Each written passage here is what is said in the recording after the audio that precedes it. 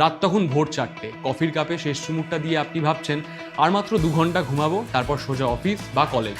বস, এখানেই আপনি জীবনের সবচেয়ে বড় ভুলটা করতে চলেছেন। 2026 বিশ্বকাপ ফুটবল মানেই তো বাঙালির জন্য শুধু গোল আর ড্রিবলিং নয়, এ হলো ঘুমের সঙ্গে এক রক্তক্ষয়ী সংগ্রাম। কানাডা, মেক্সিকো আর আমেরিকার টাইম জোনের চক্করে এবারে 104টির মধ্যে 44টি ম্যাচই হবে মাঝরাত থেকে ভোর 5টার মধ্যে।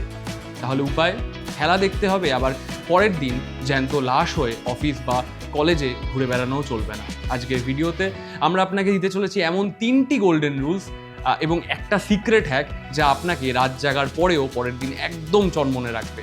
আপনি যদি একজন সত্যিকারের ফুটবল ফ্যান হন, তাহলে পরের 4 মিনিট আপনার জীবন বাঁচাতে চলেছে হয়তো। প্রথম রুল নাম্বার 1, নিজের বয়স লুকাতে পারেন কিন্তু বায়োলজিকে ফাঁকি দেবেন না। যখন আমরা কলেজের ফার্স্ট ইয়ারে পড়তাম, তখন টানা 3 রাত জাগার পরেও পরের দিন খেলা দেখতাম, আবার বন্ধুদের সাথে আড্ডাও মারতাম। কিন্তু বস, এখন আপনার বয়স যদি 25 বা 30-এর কোটায় হয়, তবে একজন মানুষ রাত পুরো জেগে কাটানো মানে পরের দিন পুরো একটা সপ্তাহ আপনার শরীর নরক হয়ে যাবে। খিটখিটে মেজাজ, মাথা যন্ত্রণা আর কাজের 12টা বাজা নিশ্চিত। তাই স্ট্র্যাটেজি বদলান। বন্ধুদের সঙ্গে গ্রুপ চ্যাটে বা স্ক্রিনিংয়ে রাতভর পার্টি করে ভোর রাতের ম্যাচ দেখার প্ল্যান যদি করে থাকেন, তবে বলবো বিপদ ডেকে আনবেন না দয়া করে।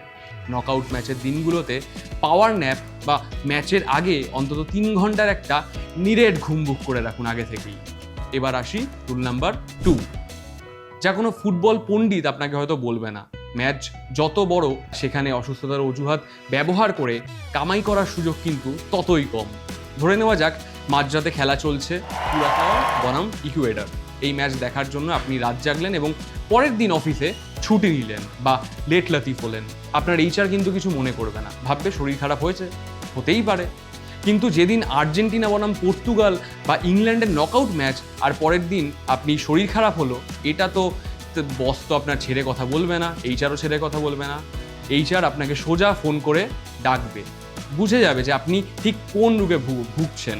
আপনার খালি চেয়ার দেখে সোজা ফোন চলে আসবে আপনার বাড়িতে। তাই বুদ্ধিমানের মতো ক্যালেন্ডার দেখে আগে থেকেই ছুটির প্ল্যানগুলো গুছিয়ে রাখুন।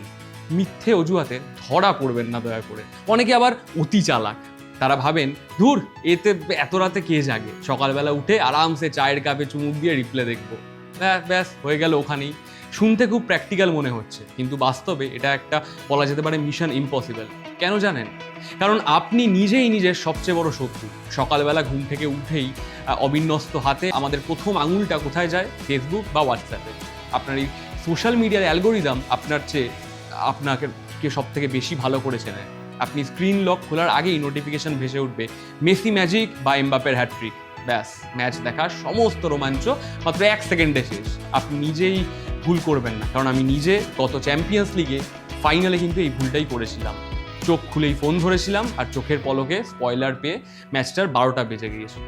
তাই যদি সত্যি রিপ্লে দেখতে হয়, তবে ম্যাচ শেষ হওয়ার থেকে আপনার দেখা শেষ হওয়া অবধি পর্যন্ত আপনাকে ডিজিটাল বা সোশ্যাল আইসোলেশনে কিন্তু পুরোপুরি যেতেই হবে। তারপর স্টেপ নাম্বার 1, ঘুমানোর আগে ফোনটা বন্ধ করে ড্রয়ারের ভেতর চালান করে দিন, যেটা বলা যায় এক প্রকার অসম্ভব আমাদের জন্য।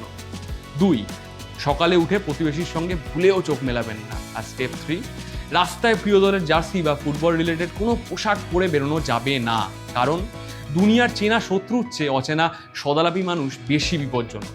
আপনি হয়তো বাসের জন্য দাঁড়িয়ে আছেন, আর এক অচেনা পথচারী এসে হেসে বলল, কি দাদা কালকের ম্যাচটা দেখলেন তো, ট্রাইবেকারকে কি ওলটপালট হয়ে গেল। ব্যাস, আপনার সাধে রিপ্লে দেখা, কফি খেতে খেতে অথবা ধূম্রপান করতে করতে সেটা কিন্তু একেবারে জলে চলে গেল।